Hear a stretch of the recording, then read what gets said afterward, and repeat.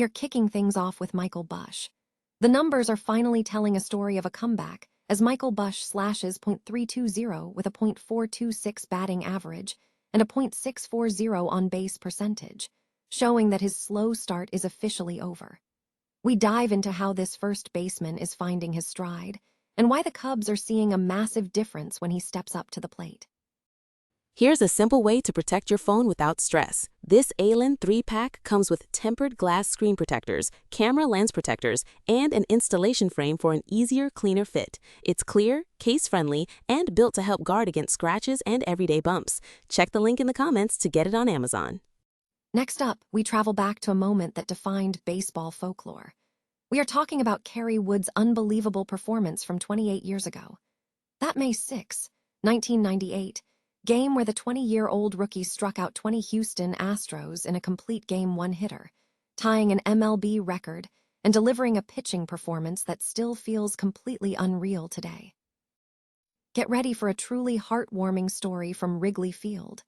A Cubs fan is about to throw the first pitch, and the reason behind this incredible moment involves a life-saving gesture. Find out how a White Sox fan donated a kidney to save a Cubs fan, and what this incredible act means for the community. Finally, we look at the injury concerns looming over the Chicago Cubs. Manager Craig Counsell has confirmed that starting pitcher Matthew Boyd will undergo surgery for a left meniscus injury, and the timetable for his return is completely unknown. We examine the roster shakeup as the team deals with these injuries and what the future holds for the rotation. Michael Bush appears to be regaining form, following a significant performance streak for the Chicago Cubs. On Tuesday night, Bush drove in a run in the bottom of the 8th inning to tie the game against the Cincinnati Reds, and later recorded a single in the 10th inning that scored teammate Dansby Swanson. This performance secured the Cubs their 7th consecutive win, suggesting Bush is finding his rhythm. Statistical indicators support this positive trend. Over the last 2 weeks, Bush has been hitting .320 with a .426 on-base percentage and a .640 slugging percentage, with a .1066 on-base plus slugging mark. Notably, 9 of his 16 hits in that period resulted in extra bases, including 3 home runs, signaling an improvement in power. Despite a slower start to the season, Bush's metrics, including hard hit rate, barrel rate, and exit velocity, were previously low heading into his 2026 campaign. Recent activity indicates that the ball is now less likely to be fielded, revitalizing his swing. At Wrigley Field, Bush is batting .312 this season and has hit all 3 of his home runs there. Furthermore, the team's performance shows a clear correlation. The Cubs' winning average when Bush is hot is .275, significantly higher than their .125 when he is struggling. Following his walk-off hit, Bush expressed his positive feelings to marquee sports networks, Taylor McGregor, stating, "I'm just lucky to be a Cub," acknowledging the team's fortune in having him as their first baseman. The Cubs have 2 more games in this homestand before traveling to face the Texas Rangers and then the Atlanta Braves, providing Bush with opportunities to maintain his current momentum on the road. 28 years after the event, Kerry Wood's performance on May 6, 1998, remains an iconic moment in baseball history. The 20-year-old rookie delivered a complete game one-hitter against the Houston Astros, tying the MLB record for strikeouts and delivering what many consider the most dominant pitching performance ever witnessed. The game was characterized not by grinding effort, but by overpowering, unhittable pitching. Wood allowed only 1 hit, struck out 1 batter, and did not issue a single walk, effectively dismantling a talented Houston lineup that would ultimately go on to win over 100 games that season. This was only Wood's 5th career start, making the feat even more remarkable. The performance instantly cemented Kerry Wood's legacy, transforming him from a player into a legend. While many incredible pitching performances have followed, this specific game continues to resurface in discussions due to the unique combination of velocity, movement, command, and the atmosphere of the event. For Cubs fans, the date serves as more than just a statistic. It is a benchmark and a powerful memory of peak greatness. For observers, the game represents a moment that feels almost untouchable, a benchmark that will forever define what dominance in baseball looks like.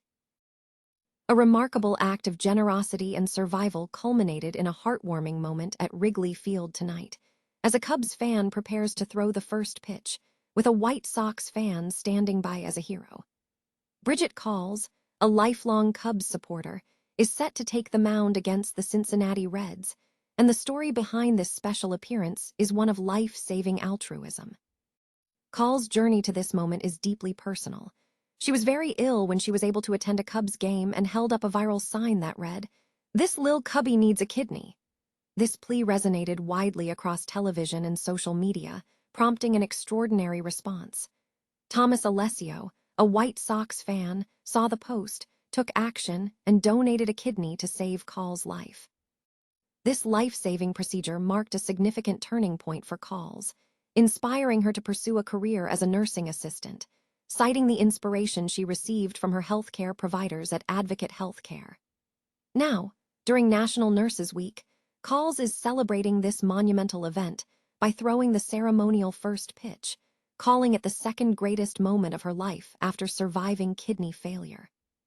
"Cubs saved my life. Thomas saved my life," Calls shared.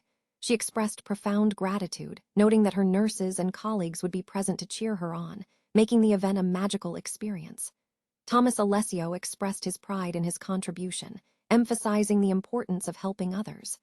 "I just think it's one of those things where life is really precious. And I think if you can help someone, you should be able to, because I think there's a lot of people who don't have the chance to be helped." The emotional connection is tangible, as Alessio is proud that his White Sox kidney will be on the pitcher's mound at Wrigley Field. Calls still carries the original sign, now updated to read, "This lil' cubby got a kidney," symbolizing a triumphant recovery and an incredible bond forged between the two fans. The Chicago Cubs face a significant setback as starting pitcher Matthew Boyd is scheduled for surgery due to a left meniscus injury. According to manager Craig Counsell, the timeline for Boyd's return to the mound remains unknown. Boyd has already made 5 starts in 2026 with a 6 ERA. Analysts suggest his return may not materialize until after the All-Star break, at the earliest, to bolster the rotation. The injury news compounds existing concerns for the team, which is already grappling with multiple absences. The Cubs are missing Cade Horton for the entire season and are still dealing with a setback for Justin Steele during his rehabilitation. The situation is further complicated by the personal toll of the injury, as Boyd sustained the damage while sitting down to play with his children. Such unexpected injuries are rare, leading to a mix of frustration and disbelief among fans. In the immediate term, Javier Assad is expected to step in and fill the gap in the rotation. However, the team's morale remains relatively high, buoyed by strong performances from pitchers like Edward Cabrera, Jameson Talon, and Shota Imanaga on the north side.